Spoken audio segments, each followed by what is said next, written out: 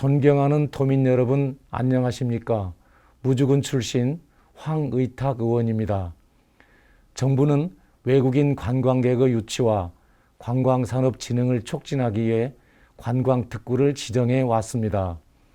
전라북도의 경우 무주 구천동과 정읍내장산이 관광특구이며 과거 한때 수백만 명이 찾을 만큼 호황을 누렸습니다. 하지만 특구 활성화를 위한 지속적 노력과 지원 부족으로 최근 큰 침체를 겪고 있습니다. 관광특구는 지역 경제와도 직접적으로 연결되어 있는 만큼 지역 발전 차원에서라도 활성화는 꼭 필요할 것입니다.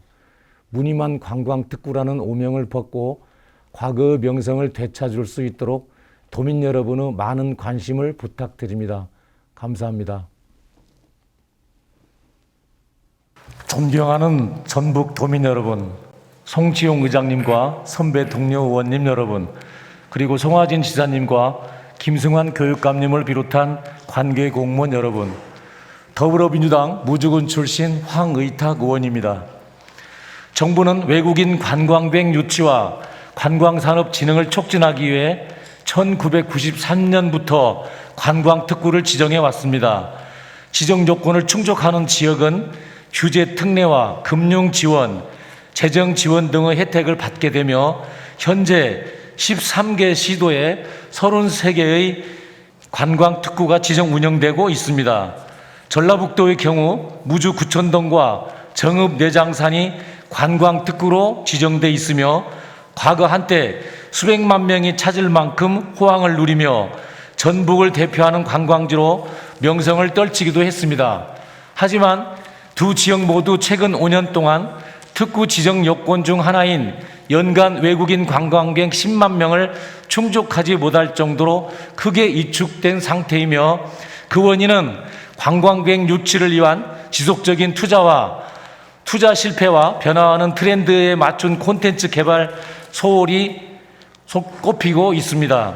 특히 무주군의 경우 한때 700만 명이 찾는 관광지였지만 2019년도 기준 360만 명으로 절반 이상 줄었고 2015년 이후 도내 14개 시군 중 유일하게 방문객이 감소한 것으로 나타났습니다. 도내 관광특구 침체는 과거 명성에 기대 특구 활성화를 위한 지속적 노력을 기울이지 않은 데 따른 필연적인 결과라고 생각합니다. 2008년 이후 도내 관광특구에 지원된 전체 예산 12억 6천억 중 도비가 차지하는 비중이 19%, 한 곳당 12억 정도에 그쳐 그동안 관광특구에 대한 지원과 관심이 다소 부족했던 건 아닌지 돌아봐야 할 것입니다. 다행히 전라북도가 올해 상반기 중 전북연구원 정책연구과제를 통해 관광특구의 운영 관리 및 진흥계획 추진 현황 등을 종합 분석하여 활성화 방안을 모색한다고 하니 듣전 중 반가운 소식입니다. 해당 연구과제를 통해 무주 구천동과 정읍내장산이 대한민국을 대표하는 관광지로 재도약할 수 있기를 기대하며 본 의원도 몇 가지 아이디어를 제안하고자 합니다. 첫째, 코로나19 이후 전 세계적으로 원격 근무가 늘어나고 있다고 합니다. 이러한 흐름에 발맞추어 빼어난 자연 환경 속에서 업무와 관광, 휴식을 즐기는 워케이션 관광 거점을 조성한다면 좋은 효과를 얻을 수 있을 것입니다. 둘째, 특별한 홍보 전략이 필요합니다. 전통적인 방식에서 벗어나 트렌드에 맞는 방식을 찾아야 합니다.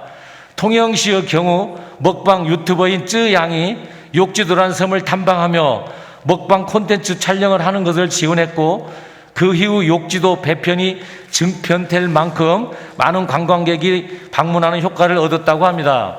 셋째, 무엇보다도 중요한 것은 무주군과 정읍시와의 협력과 소통이라고 생각합니다.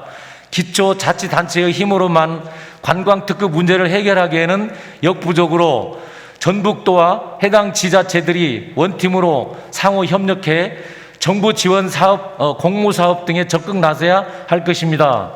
송하진 지사님, 관계 공무원 여러분, 이제는 무늬만 관광특구라는 오명을 벗고 과거의 명성을 되찾을 때입니다.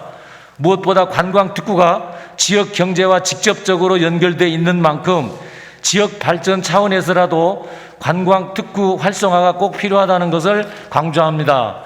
이상 본 의원이 진심 어린 제안을 면밀하게 검토해 도내 관광특구 활성화에 적극 나서줄 것을 거듭 촉구하며 발언을 마치도록 하겠습니다. 경청해 주셔서 감사합니다.